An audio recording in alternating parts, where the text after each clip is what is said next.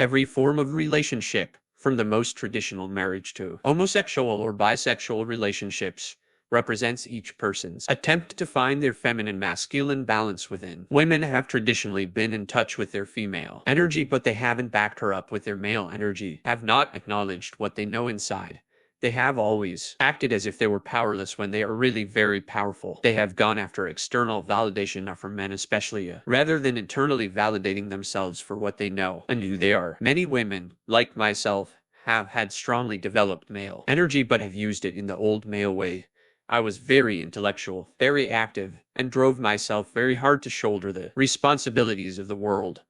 I also had a very strongly developed female, but I didn't put her in charge. In fact, I ignored her a lot of the time. I basically protected my sensitive, vulnerable feelings by erecting a tough outer shell. I've had to learn to take that powerful male energy and use it to listen to, trust, and support my female.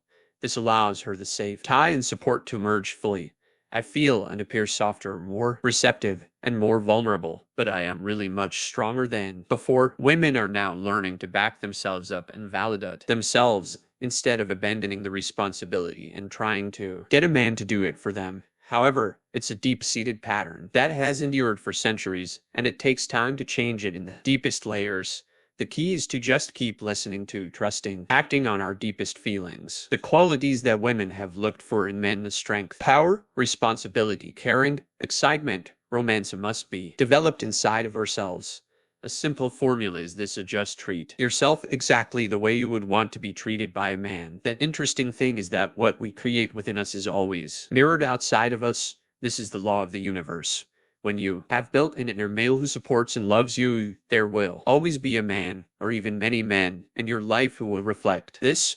When you truly give up trying to get something outside yourself, you end up having what you always wanted. For men, of course, the principle is exactly the same. Men are traditionally disconnected from their female energy, thereby disconnected from life, power, and love. They've been out there in the world secretly feeling helpless, alone, and empty, although they pretend to be in control and powerful. A war is a good example of the old male energy lacking the wisdom and direction of the female. Men seek nurturing and internal connection through women, but once they have connected with their own inner female, they will receive her incredible love from within themselves. For men, all the qualities you've wanted from a woman: the nurturing, softness, warmth, strength, sexuality, and beauty already exist in your inner female. You will feel this when you learn to listen to your inner feelings and support them. You need to totally respect and honor your inner female energy by acting on your feelings for her. Every woman, every person in your life will mirror that integration. They will have the qualities you've always wanted, and they will also receive love, warmth, nurturing, and strength from you. Many men, especially in recent times, have chosen to connect deeply with their feminine energy, and in doing so, have disconnected from their male. They've rejected the old macho image and have no concept of male energy to relate to. These men are usually so afraid of their male energy, fearing that it will burst forth with all the old mindlessness and violence they equate with maleness, that they reject the positive, assertive male qualities as well. I feel it's very important for these men to embrace the concept of the new male one who allows his spontaneous, active, aggressive male energy to flow freely, knowing that the power of his feminine is in charge, wisely directing him. This requires a deep trust that the inner female knows what she's doing and won't allow anything destructive or harmful to happen. New world relationships. A new idea of relationships is emerging that is based on each person developing wholeness within him or herself. Internally, each person is moving toward becoming a fully balanced feminine masculine being with a wide range of expression, from softest receptivity to strongest action. Externally, most people's style of expression will certainly be determined strongly by which type of body they are in, a male or female. When people hear these ideas, they sometimes express the fear that we will all become outwardly androgynous, men and women all appearing pretty much the same. The reverse is actually true. The more women develop and trust their male aspect to support them and back them up internally, the safer they feel to allow their soft, receptive, beautiful feminine aspect to open up. Women I know who are going through this process, myself included, seem to become more feminine and beautiful even while they are strengthening their masculine qualities. Men who are surrendering and opening fully to their female energy are actually reconnected with the inner feminine power, which enhances and strengthens their masculine qualities, far from becoming effeminate. The men I know who are involved in this process become more secure in their maleness. In the new world, when a man is attracted to a woman, he recognizes her as a mirror of his feminine aspect. Through her reflection, he can learn more about his own female side and move through whatever fears and barriers he may have to come to a deeper integration within himself. When a woman falls in love with a man, is seeing her own male reflected in him. In her interactions with him, she can learn to strengthen and trust her masculine side. If you know on a deep level that the person you're attracted to is a mirror of yourself, you cannot be overly dependent on him or her because you know that everything you see in your partner is also in you. You recognize that one of the main reasons you're in the relationship is to learn about yourself and deepen your connection with the universe. So, healthy relationships are based on the passion and excitement of sharing the journey into becoming a whole person. This might sound like we are evolving to a place where we are so whole within ourselves that we no longer need relationships at all. The paradox is this: as human beings, we are social, interdependent creatures. We do need one another. Part of experiencing wholeness is accepting the parts of us that need love, closeness, and intimacy with one another. So, creating conscious relationships involves honoring both our dependence and our interdependence. Gay relationships. My own experience in relationships is heterosexual, so I can hardly consider myself much of an expert on gay relationships. However, from talking and working with quite a few gay and lesbian friends and clients, I do have a strong sense that on a spiritual level, homosexual and bisexual relationships are a powerful step that some beings take to break through old, rigid roles and stereotypes to find their own truth. For some people, being in a close, intense relationship with a person or persons of the same sex is the most powerful mirroring process they can find. To women, for example, often seem to find a depth of connection with each other that they don't find with a man.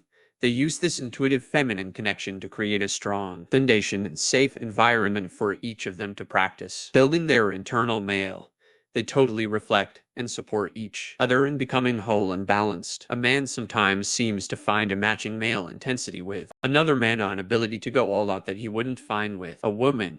He may also find in another man a support for moving into and exploring his feminine self without feeling he has to fulfill the old stereotype male role. I think many of these things are mysteries that we will understand only in retrospect. I believe that every being chooses the life path and relationships that will help him or her to grow the fastest. As we continue to evolve, I believe we will gradually stop categorizing ourselves and our relationships with any particular labels, such as gay, straight, and so on. I foresee a time when each person can be a unique entity with his or her free-flowing style of expression. Each relationship will be a unique connection between two beings, taking its individual form and expression.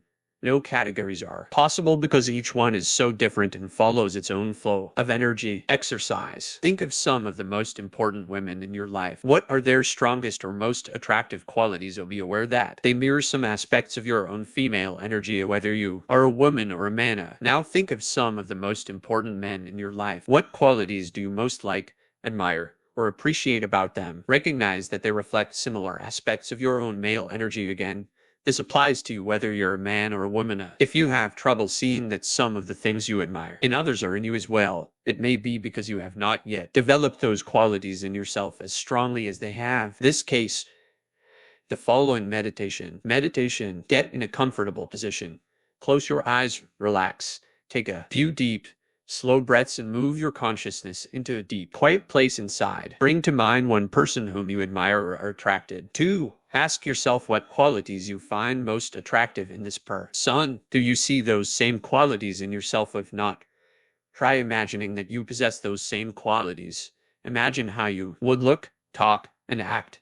Picture yourself in a variety of situations and interactions. If you feel these are qualities you want to further develop within yourself, continue to do this visualization regularly for a while. Chapter 10. East and West, a new challenge. I have a strong feeling that in my last life I was a spiritual ascetic, perhaps in India, and probably living in meditation on a mountain, tainted somewhere. That way of life has a comfortable familiarity to it, and there is a longing somewhere within me to continue to live in that blissful simplicity. However, I know that this time I have chosen to take it to the next level, to integrate the spiritual, mental, emotional, and physical aspects of my being and learn to live in balance in the world. It is interesting to look at the world from the perspective of male and female, or spirit and forma. In doing so, I have discovered some fascinating things. In a sense, the East can be seen to represent the feminine polarity. Many of the Eastern cultures have an ancient and powerful spiritual tradition. Until recently, their strength and development have been primarily in the intuitive and spiritual realms, at least in comparison with the Western world. They have lacked development in the physical realm, and as a result, they have experienced a great deal of poverty, chaos, and confusion. The energy in the West, Europe, and the United States is more masculine. In modern history, it has focused primarily on developing the physical realm while paying little attention to spiritual development. As a result, we have made incredible technological progress, but we are experiencing a terrible poverty of spirit, a feeling of disconnection from our source. These two worlds are drawn to one another just as men and women are, with a certain amount of fear and distrust, but an overwhelming attraction nonetheless. Eastern spiritual teachings are flooding the West, and Western technology is gravitating toward the East. We are each hungry for what the other has. One of my favorite mental pictures of my travels in India is this. I was standing in a bazaar. In front of me were two booths. One booth had beautiful traditional handcrafted items for sale. A group of Europeans and Americans were crowded around it, eagerly bargaining for the lovely treasures. The other booth proudly displayed a variety of plastic items, the bowls, kitchen utensils, even plastic shoes. A long line of Indians patiently waited their turn to purchase these precious things. Naturally, neither one of the groups cast even a second glance at the other booth. East and West can learn from each other, but like women and men, they must ultimately find within themselves that which they admire in each other.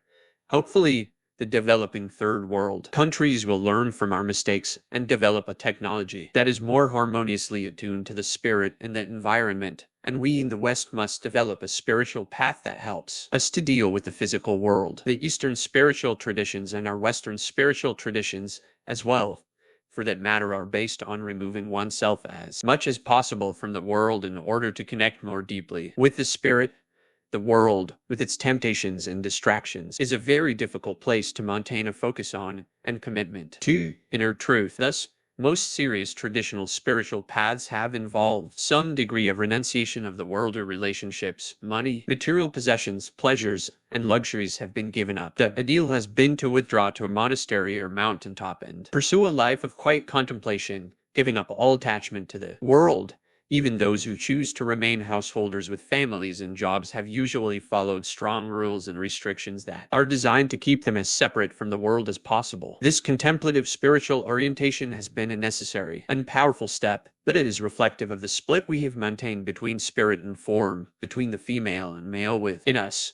To be a spiritual seeker, we have had to leave the physical world.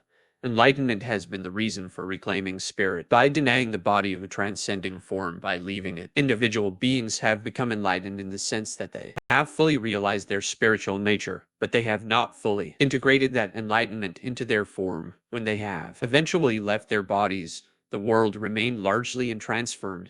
These masters have supported and preserved the intuitive principle in our world and have paved the way for us to take the next step, the integration of feminine and masculine spirit and form, and the subsequent transformation of our world. Those of us who choose to be spiritual seekers and transformers must now move into the world with the same degree of commitment to our spiritual selves as we would have if we renounced the world. This path is much more difficult, and we are now challenged to surrender to the universe, to follow its guidance, and to do so while having deep, passionate relationships, dealing with money, business, family, creative projects, and so many other worldly things, rather than avoiding our attachments to the world. The time has come to acknowledge and work with them, must move into the challenging situation, move into recognize and own all the feelings and attachment, and learn to embrace the full range of our experience. Meditation. Relax. Close your eyes and take a few deep breaths. Drop more deeply into a quiet place inside yourself. From this place of calm, start to see a new image of yourself in the world. Your focus is on the universe and you follow its guidance. You trust yourself. You feel strong and courageous. You carry a sense of knowingness with you into the world. Trust and focus within yourself. What you create on the outside is beautiful. Your world is nourishing to you and others. You are having deep, passionate relationships and are dealing with people, money, your career, your body, and everything else around you. You are able to be in the world and enjoy all worldly things. Yet, keep your commitment to the universe within yourself. This commitment is reflected in the light and power you feel. Chapter 11. Trusting Intuition. Most of us have been taught from childhood not to trust our feelings, not to express ourselves truthfully and honestly, not to recognize that at the core of our being lies a loving, powerful, and creative nature. We learn easily to try to accommodate those around us, to follow certain rules of behavior, to suppress our spontaneous impulses, and to do what is expected of us. Even if we rebel against this, we are trapped in our rebellion doing the opposite of what we've been told in a knee-jerk reaction against authority. Very seldom do we receive any support for trusting ourselves, listening to our own sense of inner truth, and expressing ourselves in a direct and honest way. When we consistently suppress and distrust our intuitive knowingness, looking instead for authority, validation, and approval from others, we give our personal power away. This leads to feelings of helplessness, emptiness, a sense of being a victim, and eventually to anger and rage. And if these feelings are also suppressed, to depression and deadness, we may simply succumb to these feelings and lead a life of quiet numbness. We may overcompensate for our feelings of powerlessness by attempting to control and manipulate other people, and our environment may eventually burst forth with uncontrolled rage that is highly exaggerated and distorted by its long suppression. Are very positive alternatives. The true solution is to re-educate ourselves to listen to and trust the inner truths that come to us through our intuitive feelings. Following our inner guidance may feel risky and frightening at first, because we are no longer playing it safe, doing what we should do, pleasing others, following rules, or deferring to outside authority.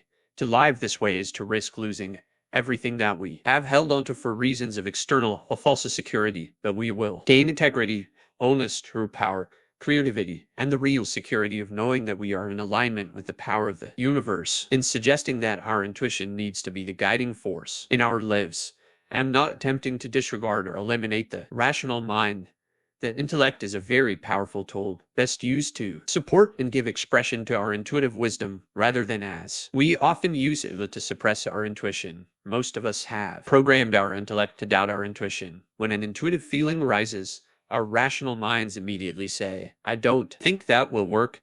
Nobody else is doing it that way," or "what a foolish idea," and the intuition is disregarded. As we move into the new world, it is time to re-educate our intellect to recognize that intuition is a valid source of information and guidance. We must train our intellect to listen to and express the intuitive voice. The intellect is by nature very disciplined, and this discipline can help us to ask for and receive the direction of the intuitive self. What does it mean to trust your intuition, and how do you do it? It means tuning into your gut feelings or your deepest inner sense of personal truth in any given situation, and acting on these feelings moment by moment. Sometimes these gut messages may tell you to do something unexpected or inconsistent with your previous plans. They may require that you trust a hunch that seems illogical. You may feel more emotionally vulnerable than you are used to feeling, or you may express thoughts, feelings, or opinions foreign to your usual beliefs, or you may follow a dream or fantasy, or take some degree of financial risk to do something that feels important to you. At first, you may fear that trusting your intuition will lead you to do things that seem somewhat hurtful or irresponsible to others. For example, you may hesitate to break a date even though you need time for yourself, because you fear hurting your date's feelings. I've found that when I really listen to and trust my inner voice, in the long run, everyone around me benefits as much as I do. People may sometimes be temporarily disappointed, irritated, or a bit shaken up as you change your old patterns of relating to yourself and others, but this is usually because as you change, the people around you are automatically pushed to change as well. You trust, you will see that the changes are also for their highest good. If you do break that date, your friend may end up having a wonderful time doing something else. If they don't want to change, they may move away from you, at least for a while. Therefore, you must be willing to let go of the forms of relationship you have with people. If there is a deep connection between you, chances are good that you will be close again in the future. Meanwhile, everyone needs to grow in their own way, in their own time. As you continue to follow your path, you will increasingly attract people who like you as you are and relate to you in a way that feels honest, supportive, and appreciative. Practicing a new way of living. Learning to trust your intuition is an art form, and like all other art forms, it takes practice to perfect. You don't learn to do it overnight. You have to be willing to make mistakes, to try something and fail, then try something different the next time. And sometimes, perhaps, even embarrass yourself or feel foolish. Your intuition is always correct, but it takes time to learn to hear it correctly. If you are willing to risk acting on what you believe to be true and risk making mistakes, you will learn very fast by paying attention to what works and what doesn't. If you hold back out of fear of being wrong, learning to trust your intuition could take a lifetime. It can be hard to distinguish the voice of our intuition from the many other selves that speak to us from within, the different parts of ourselves that have their own idea of what's best for us. People frequently ask me how to differentiate the voice or energy of intuition from all the others.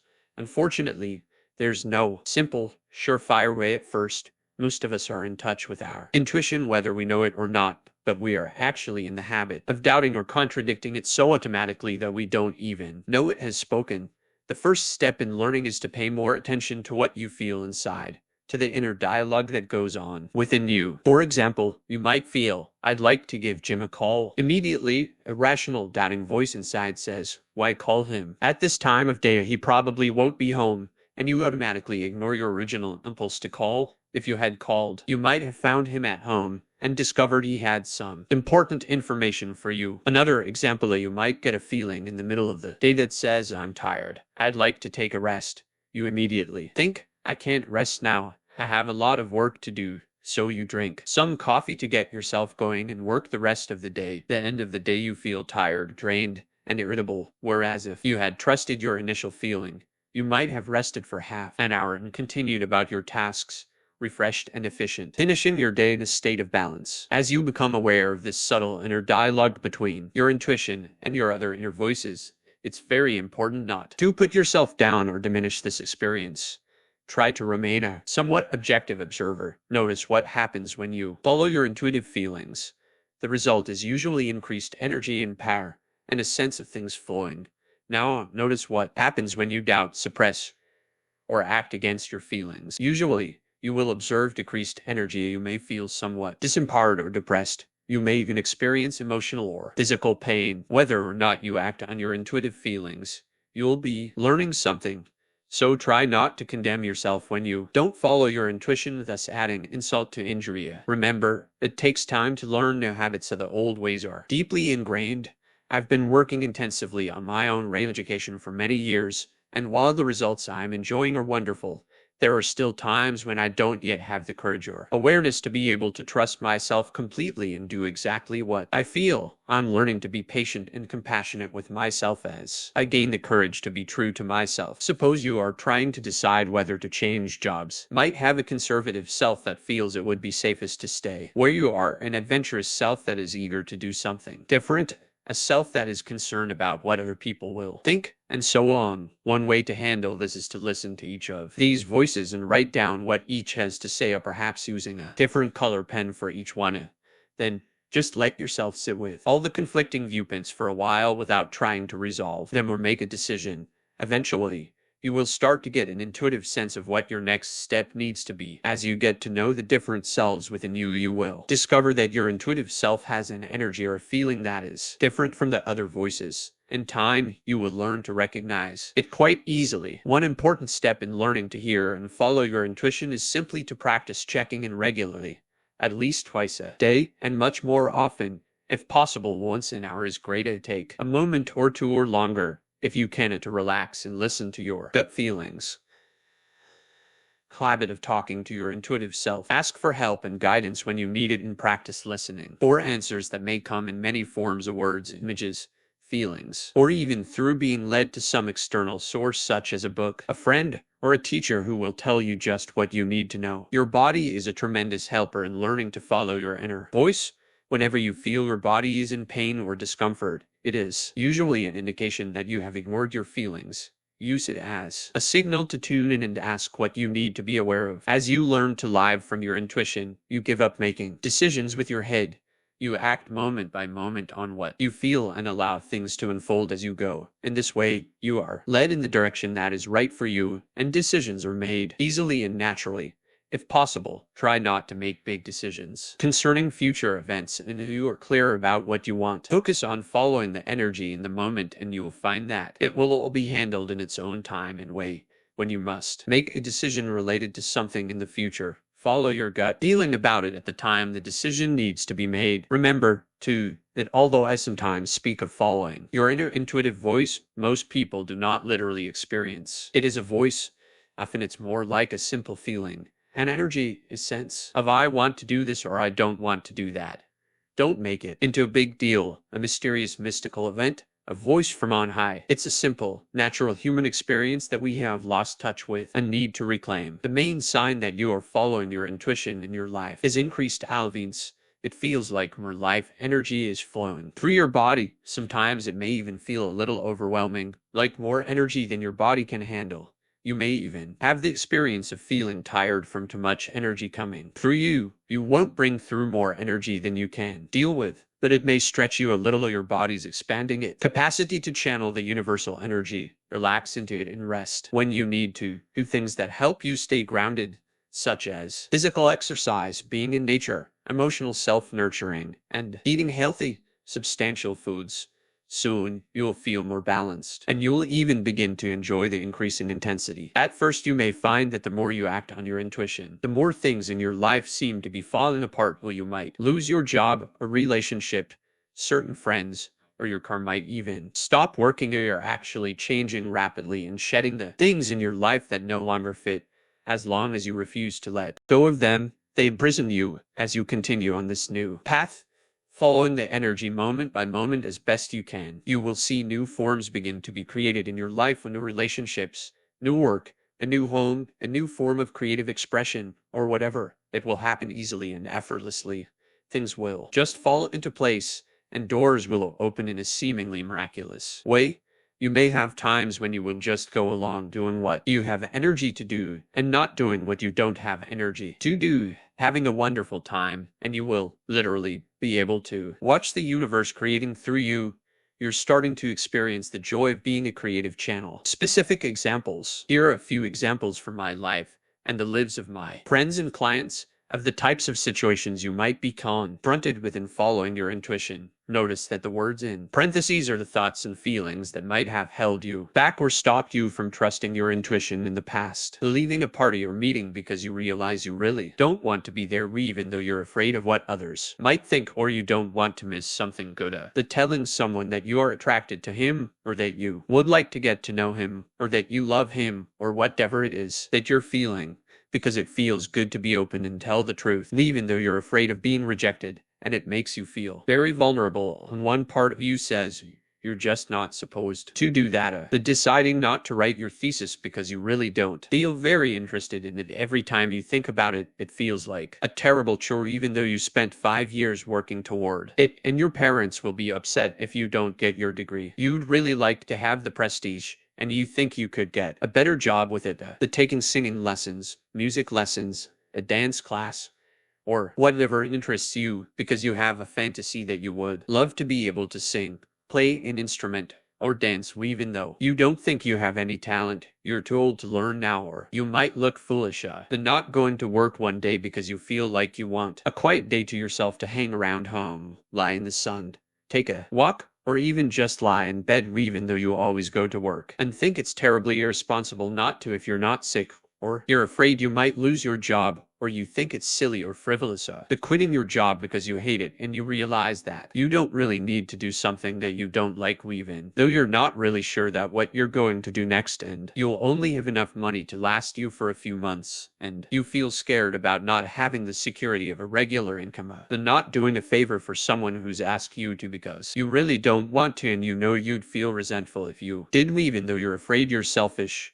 or you might lose a friend or antagonize a coworker. The spending a little money on something special for yourself or someone else on impulse, just because it makes you feel good. Even though you're normally very frugal and you really feel maybe you can't afford it. The telling someone your opinion about something because you're tired of pretending to agree with others even though you normally wouldn't dare express yourself that way. Or the telling your family that you're not cooking dinner because you just don't feel like it even though you're afraid you're being a bad wife and mother and they all might find out they don't need you anymore and your whole identity will be shot. The not making a decision about something because you're not sure yet what you really feel about it even though it makes you feel uncomfortable and off balance to be in a state of indecisiveness. The starting your own business because you have a strong feeling inside that you can do it even though you've never done anything like that before. Well, you've got the idea.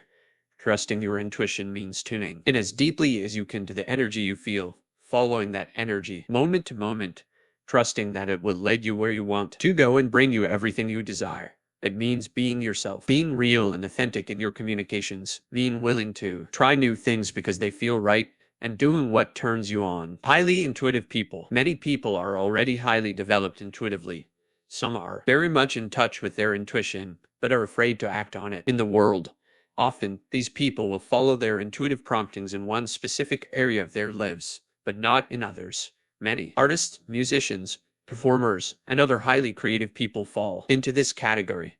They strongly trust and spontaneously act on their intuition within the bounds of their formula. Thus, they are extremely creative and often very productive, but they don't have the same degree of self-trust and willingness to back their feelings with action in other areas of their lives, particularly in their relationships and in matters of business and money. Thus, we have the classic case of the artistic type who is chaotic and imbalanced emotionally, and or inept or even exploited financially. A classic example of this problem was seen in the movie Lady Sings the Blues, based on the life of the great singer Billie Holiday. In one scene, she is traveling with her show on a grueling tour of the country. She is feeling exhausted and depleted and yearns to go home to see her husband and to rest.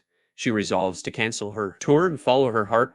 However, her business managers succeed in convincing her that this move would ruin her career, that she must continue on the road. Shortly after giving in to their arguments, she begins to indulge heavily in drugs.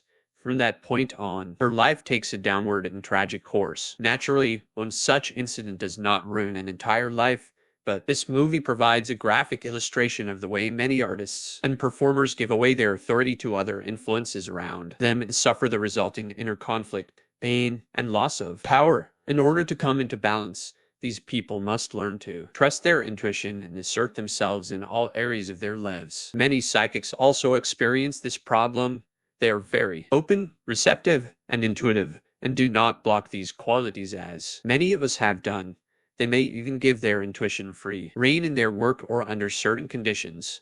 Once again, may not fully trust and back their intuition in every moment of their lives, especially in the area of personal relationships, may be too wide open to other people's energies and often do not know how to stay connected to their own individual feelings and needs, how to assert themselves, and how to set boundaries.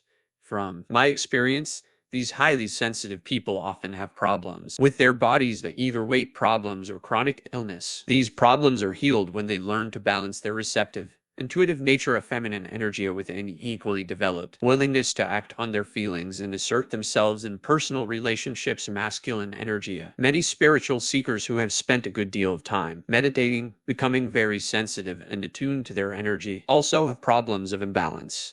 The seeker has a strong mental image of what it is to be spiritual, loving, open, and centered. He or she wants to act at this model at all times and thus is afraid to act spontaneously or express feelings honestly for fear that what comes out may be harsh, rude, angry, selfish, or loving. Since we are human, as we risk expressing ourselves more freely and honestly, some of what comes out will be unpolished, distorted, foolish, or thoughtless. As we learn to act on our inner feelings, all the ways in which we've blocked ourselves in the past are cleared out, and in that process, a lot of old stuff comes to the surface and is released. Many old beliefs and emotional patterns are brought to light and healed. In this process, we have to be willing to face and reveal our unconsciousness. But by the time we can see it, it's already changing anyway. If we pretend to be more together than we really are, we will miss the opportunity to heal ourselves. I have found this to be a very vulnerable and out of control feeling. I can't worry too much about how I'm presenting myself or how I look to others or whether I'm doing the right thing. I just have to be myself as I am now as best I can, accepting the mixture of enlightened awareness and human limitation. That is what I am right now. It isn't necessary to be perfect to be a channel for the universe. You just have to be real to be yourself.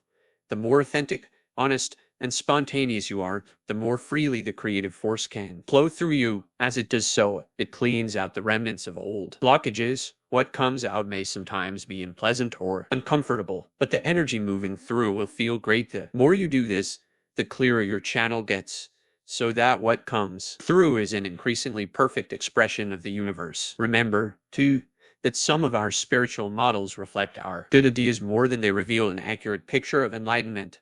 The picture that many people have of wanting to be mellow, positive, and loving all the time is really an expression of their need to feel in control, good and right. The universe has many colors, moods, speeds, styles, and direction. Furthermore, they are all constantly changing. Only by letting go of some of our control and risking moving fearlessly with this flow will we get to experience the ecstasy of being a true channel. Exercise 1. Write down all the reasons you can think of for not trusting and following your intuition. Include on the list any fears you have about what might happen to you if you trust your intuition and act on it all the time. 2. Review the meditation at the end of the 3rd chapter of the chapter on intuition. See page 42. 3. At least twice a day or more often if you can remember. Take a minute to relax. Close your eyes and check in with your gut feeling to see if you are doing what feels right or if there's anything you need to be aware of. 4. For 1 day or 1 week, assume that your intuitive feelings about things are always 100% right and act as if that is so. Chapter 12. Feelings. One of the most common problems I encounter in my work is that so many people are out of touch with their feelings. When we have suppressed and closed off our feelings, we cannot contact the universe within us. We cannot hear our intuitive voice, and we certainly can't enjoy being alive. It seems that many people did not get enough real emotional support when they were growing up. Our parents didn't know how to support their own feelings, much less ours. Perhaps they were too overwhelmed with the difficulties and responsibilities in their lives to be able to give us the emotional response and care we needed. Whatever the cause is, if we don't feel anyone is there to listen to us and care about our feelings, or if we get a negative response when we do express ourselves, we soon learn to suppress our emotions. When we bottle up our feelings, we close off the life energy flowing through our bodies. The energy of these unfelt, unexpressed feelings remains blocked in our bodies, causing emotional and physical discomfort and eventually illness and disease. We become numb and somewhat deadened. In every workshop I give, I encounter people who have been repressing their feelings throughout their lives. Many people are afraid to feel their so-called negative emotions as sadness, anger, fear, despair. They're afraid that if they open up to experiencing these feelings, the emotions will be overwhelming. They are terrified that if they get into the experience, they'll remain stuck forever. In fact, the opposite is true. When you are willing to fully experience a particular feeling, the blocked energy releases quickly and the feeling dissolves. When counseling someone who has blocked emotion, I support them in moving into the feeling and allowing it to overwhelm them. Once they've felt it completely and expressed it, it usually dissipates within a few minutes. It's amazing to watch people who have suppressed a painful feeling for 30, 40, or 50 years release it within a few minutes and experience peace in its place.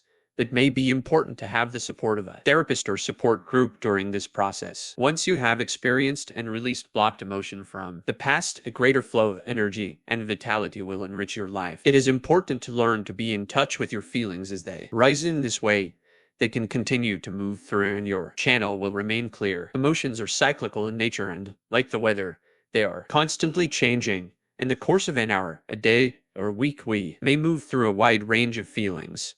If we understand this, we can learn to enjoy our feelings and simply allow them to keep changing. But when we are afraid of certain feelings, like sadness or anger, we put on our emotional brakes when we start to feel them. We don't want to feel it completely, so we get stuck halfway into it and never get through it. Often, people come to my workshops who want to learn how to think positively so they won't feel so stuck in their negative feelings. They are surprised when I urge them to feel more of their negative feelings. not less, is only by loving and accepting all parts of ourselves that we can be free and fulfilled. We tend to think of certain feelings as painful and therefore wish to avoid them. The experience of pain, however, is actually resistance to a sensation. Pain is a mechanism in our physical body that helps us avoid physical harm or notifies us that a part of us has been injured and needs care. If you touch a hot stove, you will feel pain. Now, this is resistance to the sensation of heat that you are experiencing. It causes you to pull your hand away and thus avoid damaging your body. If you do touch something hot for too long and burn yourself, the subsequent pain lets you know that your body needs healing. So, on the physical level, pain is a useful mechanism in that it lets us know that we are in danger. However, if a sensation isn't really dangerous, you can relax into it and the pain will diminish and dissolve. It will at first feel painful, but as you continue to relax gently and steadily into the stretch position, the pain will be released. In childbirth, if a woman resists the intense sensation she is experiencing, she will have great pain.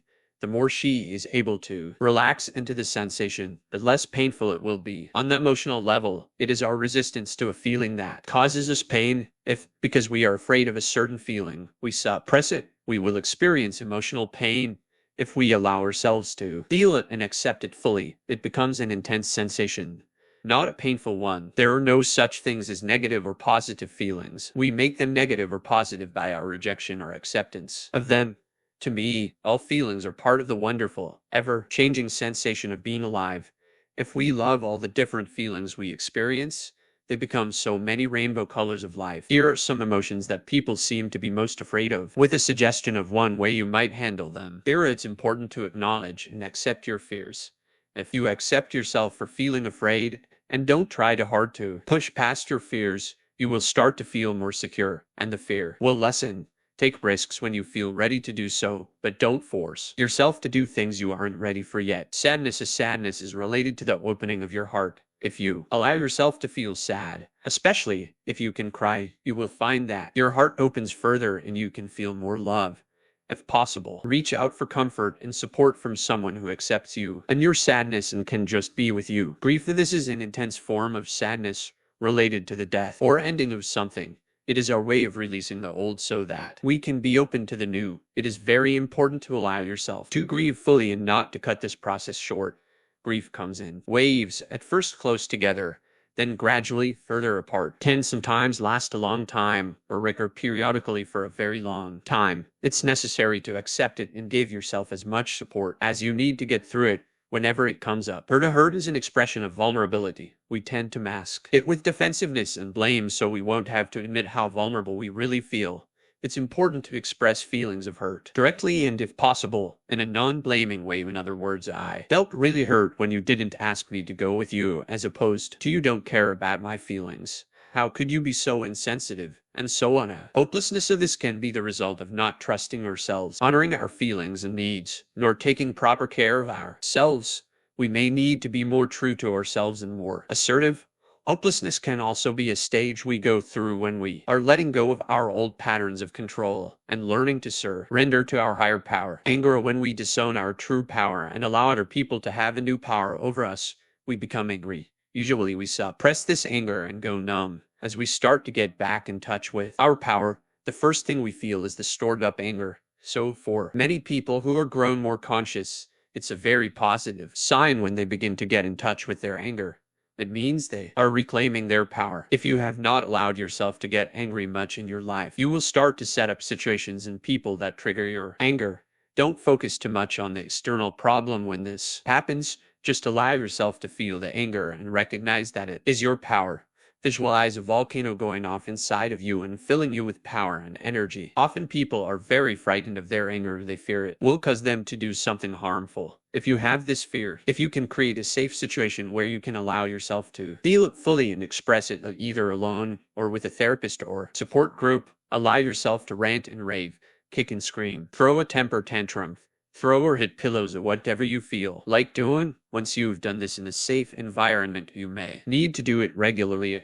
You will no longer be so afraid of doing something destructive, and you will be able to handle the situations in your life more effectively. If you are a person who has felt and expressed a lot of anger in your life, you need to look for the hurt that is underneath it and express that. You are probably using anger as a defense mechanism to avoid being vulnerable. An important key in transforming anger into an acceptance of your power is learning to assert yourself. Learn to ask for what you want and do what you want to do without being unduly influenced by other people. When you stop giving your power away to other people, you won't feel angry anymore. Acceptance of your feelings is directly related to becoming a creative channel. If you don't allow your feelings to flow, your channel will be blocked. If you've stored up a lot of emotions, have a lot of blocked energy or erupting emotions inside of you, which don't allow you to hear the more subtle voice of your intuition. Often people need help in experiencing and releasing old emotional blocks and learning to live in a more feeling way. If you believe you need some help with this, find a good counselor, therapist, or support group. In seeking a therapist, ask people you know for referrals and don't hesitate to interview several until you find one that you like. Try to find one who seems to be in touch with his or her own feelings, relates to you in a real and honest way, and supports you in experiencing and expressing your own feelings and in trusting yourself. Whether you seek professional help or not, make a practice of asking yourself frequently throughout the day how you are feeling. Try to learn to distinguish between what you are thinking and how you are feeling. Many people have difficulty with this.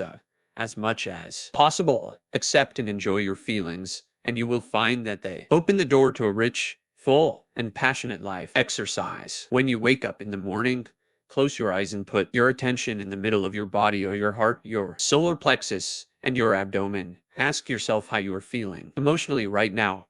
Try to distinguish your feelings from the thoughts you are having in your head. Are you feeling peaceful, excited, anxious, sad, angry, joyful, frustrated, guilty, loving, lone, live, fulfilled, serious, playful? If there seems to be an anxious or upset feeling inside of you, go into that feeling and give it a voice. Ask it to talk to you and tell you what it's feeling. Make an effort to hear it and listen to it. Point of view. Be sympathetic, loving, and supportive toward your feelings. Ask what you can do to take care of yourself at this time. Repeat this exercise before you go to sleep at night and at any other time during the day that feels appropriate. Chapter 13. Balancing being and doing. As channels for the universe, we must have available a full range of expression and emotion.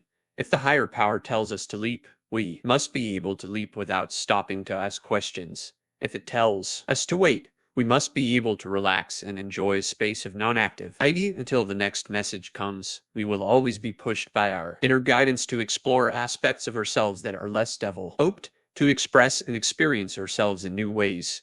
If we ignore these inner impulses, we will be forced by external life circumstances to explore the opposite polarities from the ones we are most comfortable with. One way or another, our higher self makes sure that we get the message of what we have to do. At times we may swing from one polarity to the other until we come into balance. You can expect that your intuition will lead you in directions that are new and different for you. If you are comfortable in one type of personality or pattern, you will probably be asked to start expressing the opposite. It's good to know this, especially when you're in the process of learning to hear your inner guidance. Good rule might be to expect the unexpected. One of the most important sets of polarities that we need to develop and balance are the energies of being and doing. Most of us are more identified with one of these energies and disown the other. The two types could be called the doers and the beers. They roughly correspond to type A and type B personalities. In common psychological terminology, the doers are people who are primarily action-oriented. They know how to get things done, and they usually aren't afraid to put themselves out there and take risks in expressing themselves or trying new things. Basically, they are good at expressing their outgoing energy. They have trouble receiving. They don't like feeling vulnerable.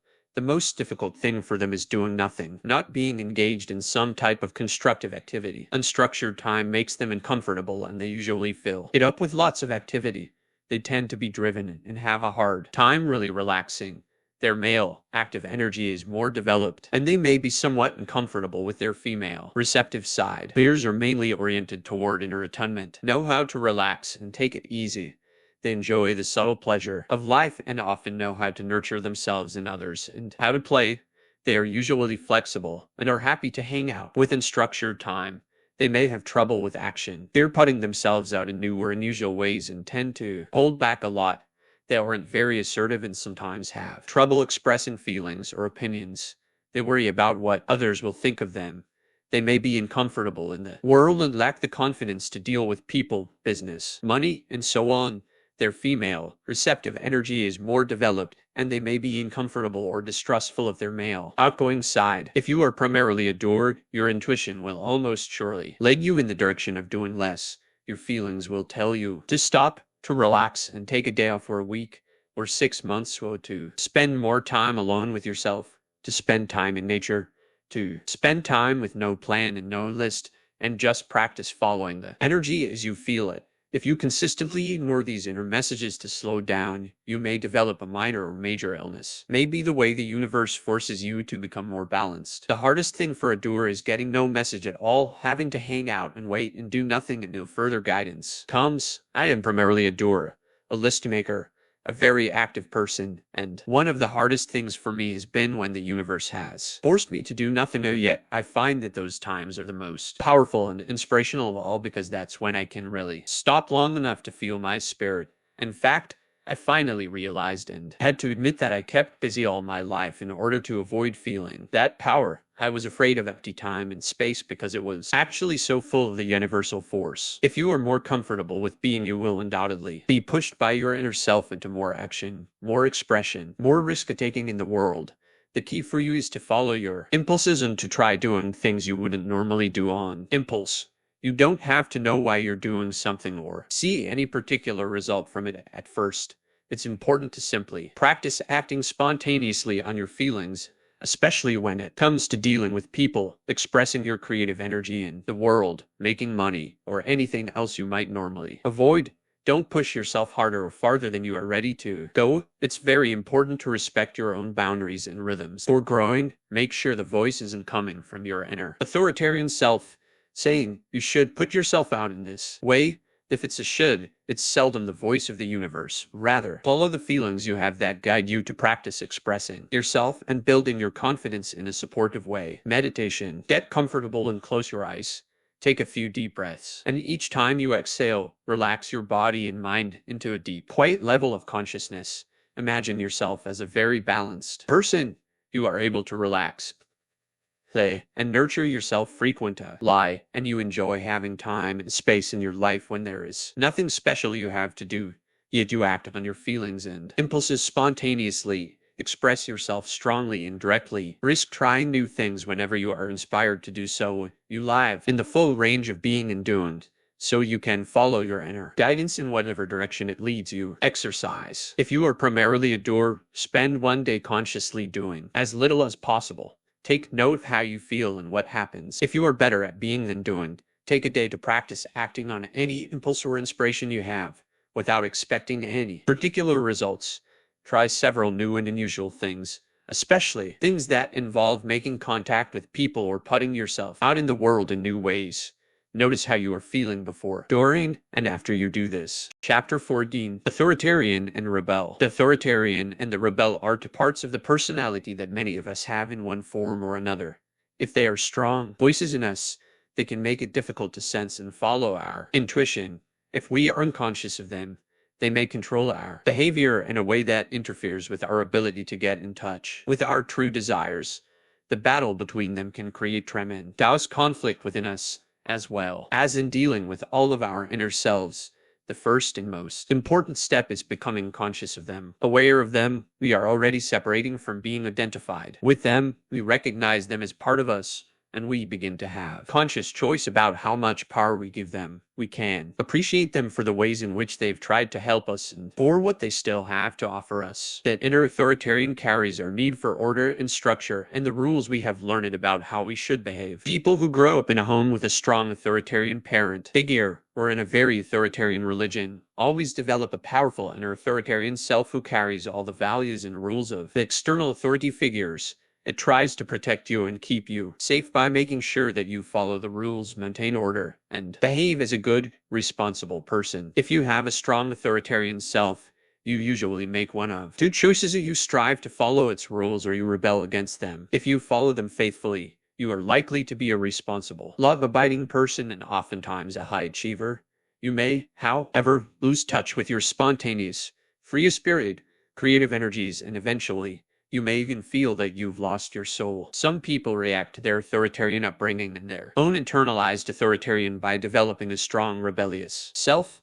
They become identified with the rebel and disown the authoritarian self, but it remains in the shadow of their unconscious, trying to control their behavior and constantly triggering the rebel into action. The rebel usually develops in childhood or adolescence in an attempt to maintain a sense of self and find some freedom in an overly oppressive rule structure. This can literally be a lifesaver at the time. Unfortunately, the rebel is just a knee-jerk reaction to the authoritarian's rules. It reacts in rebellion to any controlling influence from inside or out. It will automatically do the opposite of whatever it thinks it's supposed to do. Thus, it is really no freer than the authoritarian. It's just the flip side of the same coin. It has little to do with the person's true desires. It just is the opposite of what it's told.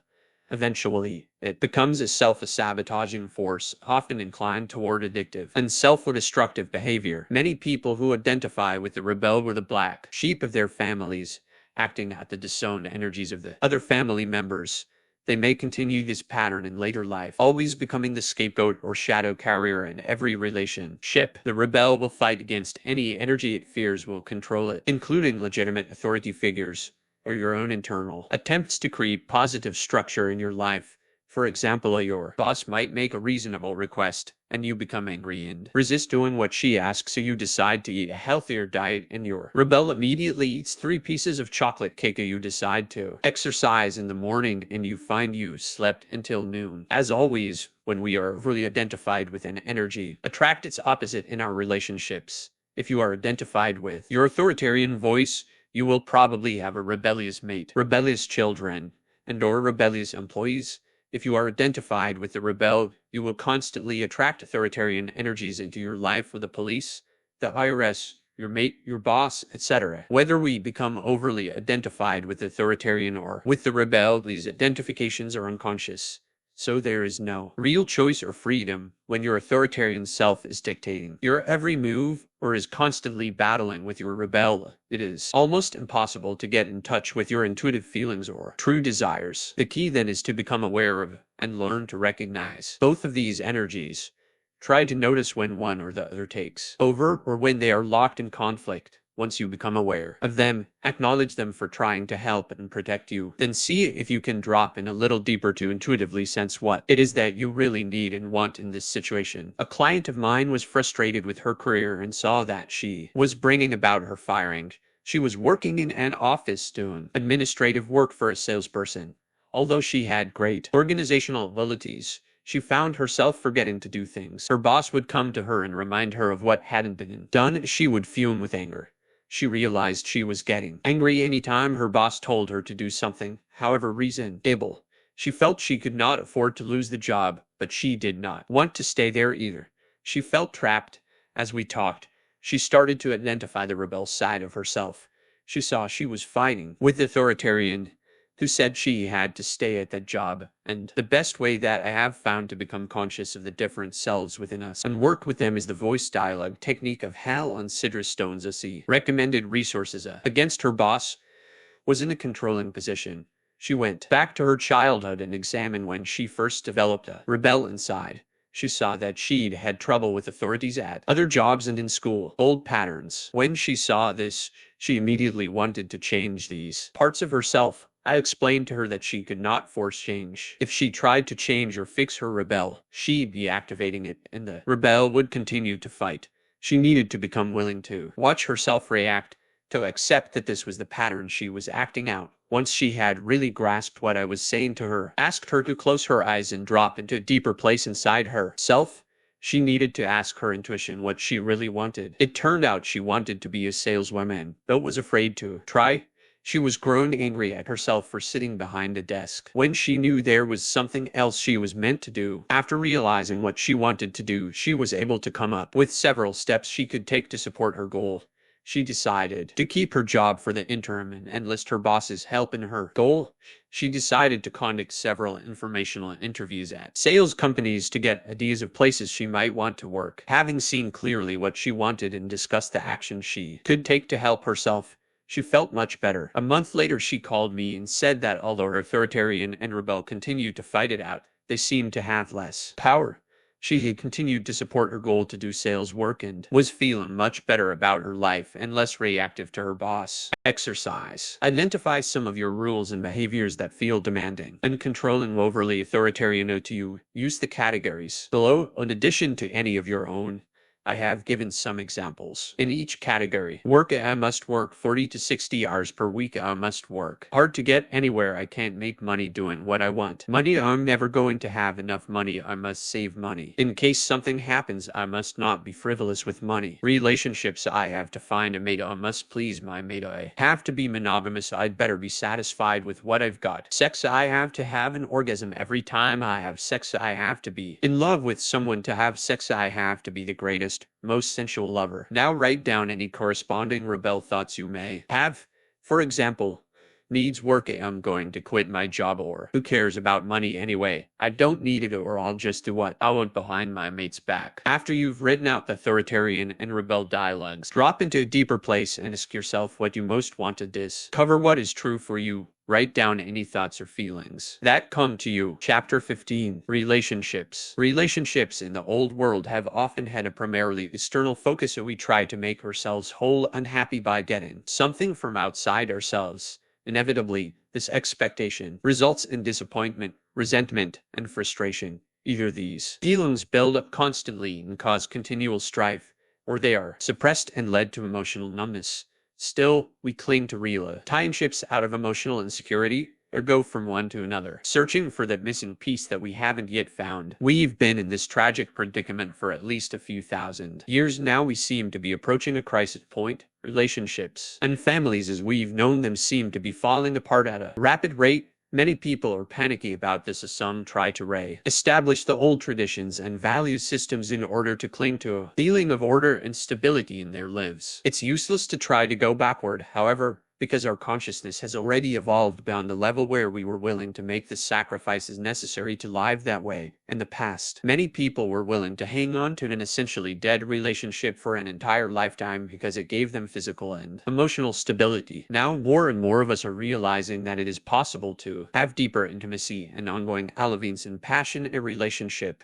We are willing to let go of old ideas about relationship in order to search for these ideals, but we don't know where to find them. Many of us are still looking outside ourselves, sure that if we just find the right man or woman to be with, behave the right way, then we'd be fine. We're confused and frustrated. Our relationships seem to be in chaos, and we don't have the old traditions to lean on or anything new to take their place. Yet, we can't go back. We must move forward into the unknown to create new kinds of relationship. In order to do this, it's important to understand that our external relationships reflect our internal relationships with ourselves. My primary relationship is my relationship with myself. All others are mirrors of it. As I learn to love myself, I automatically receive the love and appreciation that I desire from others.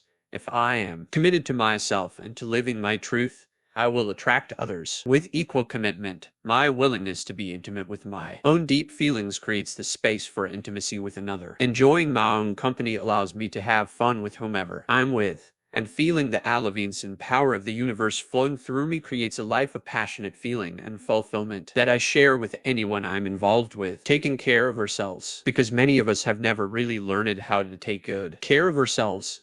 Our relationships have been based on trying to get someone else to take care of us. As babies, we are very aware and intuitive.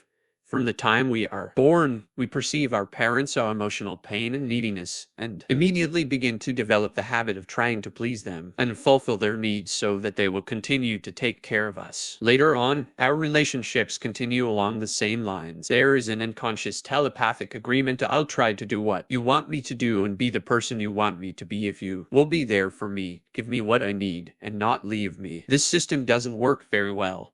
Other people are seldom able to fulfill our needs consistently or successfully, so we get disappointed and frustrated. Then, we either try to change the other people to better suit our needs, which never works, or we resign ourselves to accept less than we really want. Furthermore, when we are trying to give other people what they want, we almost invariably do things we don't really want to do and end up resenting them, either consciously or unconsciously. At this point, we may realize that it doesn't work to try to take care of ourselves by taking care of others. I'm the only one who can actually take good care of me, so I might as well do it directly and allow others to do the same thing for themselves. This doesn't mean we can't care for and give to others, it just means that we make a conscious choice to give or not based on what we truly feel, rather than out of fear or obligation. In fact, the better we take care of ourselves, the more we have to give. What does it mean to take care of yourself? For me, it means trusting and following my intuition. It means taking time to listen to all my feelings, including the feelings of the child within me that is sometimes hurt or scared, and responding with care, love, and appropriate action. It means putting my most important inner needs first and trusting that as I do this, everyone else's needs will get taken care of, and everything that needs to be done will get handled. For example, if I'm feeling sad, I might crawl into bed and cry, taking time to be very loving and nurturing to myself. Or I might find someone caring to talk to until some of the feelings are released and I feel lighter. If I've been working too hard, I'm learning to put the work aside, no matter how important it seems, and take some time to play or just to take a hot bath and read a novel. If someone I love wants something from me that I truly don't want to give, I'm learning to say no as clearly and lovingly as possible, and trust that he or she will actually be better off than if